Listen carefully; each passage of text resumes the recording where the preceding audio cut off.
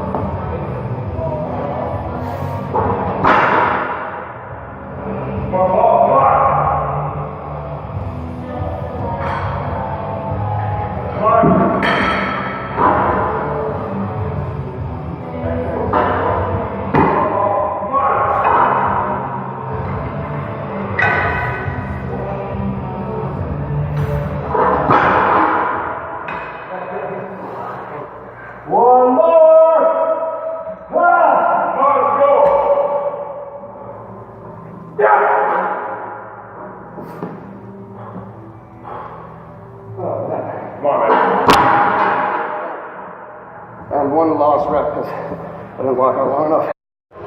I'm really not happy with that last set. But like I set out some guidelines for today, and one of the guidelines was you only get one shot at everything. That was it. That was my shot. And as far as I understand, they did 200 for 75 seconds. Guys were getting like 10 and 11 reps.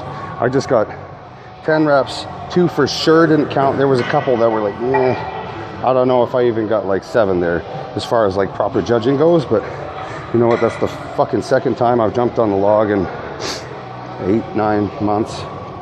I haven't been able to train overhead because my shoulder's been fucked. I trained for 3 hours yesterday. You know what? And for no warm up and just willy-nilly, I feel like 210 for 10 sloppy, and for sure 7 reps. So the Yoke is historically one of my worst events. They usually put it pretty heavy at a lot of the shows I go to, but I am feeling the pain today. That yesterday's session is kicking my ass right now. And at the last 2 events, and I'm skipping the car deadlift because I did injure myself last week deadlifting, so I'm still going to do everything else, but I'm pretty sure my deadlift is good. I'm good on that. So anyway,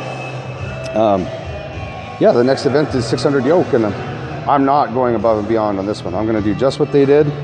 I don't remember what their time was, but I have it written down at home, so I'll compare notes, and we'll just see. Like, it's not my event, right? So just do what you can. So come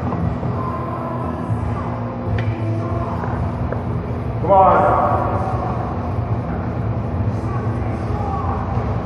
That's it, good.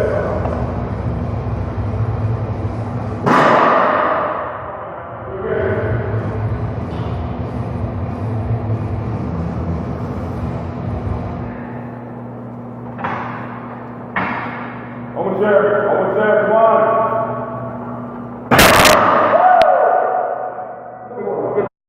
So I got 26 seconds with that.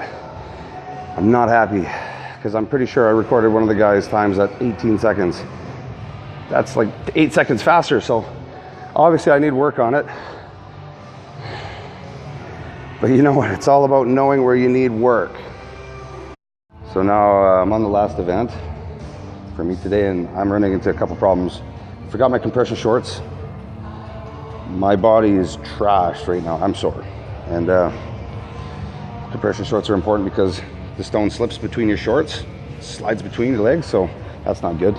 And also, I don't have any tacky, so I might just go, I was gonna go 300 to second platform, which is a little higher than the heavyweights did for 5, because Chris did 5, so I wanted to see if I could get 5, but I don't have the proper stuff here right now, and that's okay.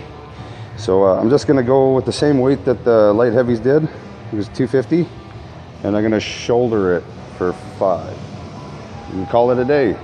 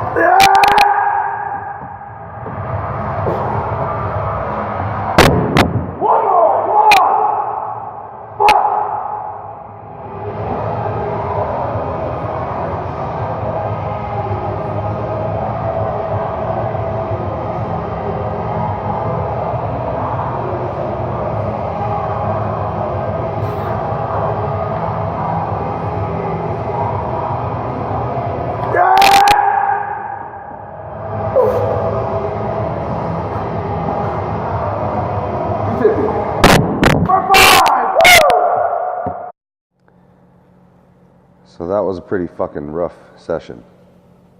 I am not feeling footloose and fancy free right now. But anyways, there's something else.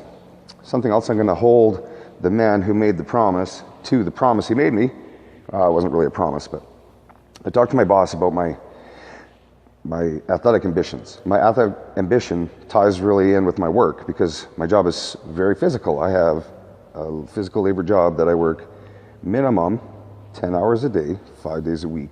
Usually, if he can get me there on Saturday, I'm there on Saturday. And he's training me to be the foreman. So now there's a little bit less labor involved, a little bit more thinking, but there's still a lot of labor involved. You have a lot of setup, a lot of takedown. And I mean, look, we build like aqua centers and hospitals and shit. I mean, you can't tell me that you don't move material all day, every day. Cut stuff, measure stuff, screw stuff together, you know what I mean? So anyway, it's fucking physical. And then, so, you know, I told him about my ambition and I have a dream, right? So he's been thinking about it and he's seeing how hard I'm working at work and how I'm like setting the pace for the guys and trying to do all the things he's teaching me how to do. I'm a student. He's Sensei Marco. So anyway, the company is called HMI Construction, and pretty sure I'm gonna get a sponsorship from my boss, which is a big deal. People have to fucking beg on their knees and suck 20 dicks to get like something, you know what I mean? And all I gotta do is just show up and do my job the way I do it anyways, like the man. And he said, I might get a $3,000 a year budget for flights and incidentals. And I'm probably gonna just zip it all on flights because a flight to Quebec is like $1,700 round trip, you know? I could probably find a room out there and pay for it myself. I'm gonna have to pay some out of my pocket and some is gonna come from this guy, but I've never had an employer that was supportive.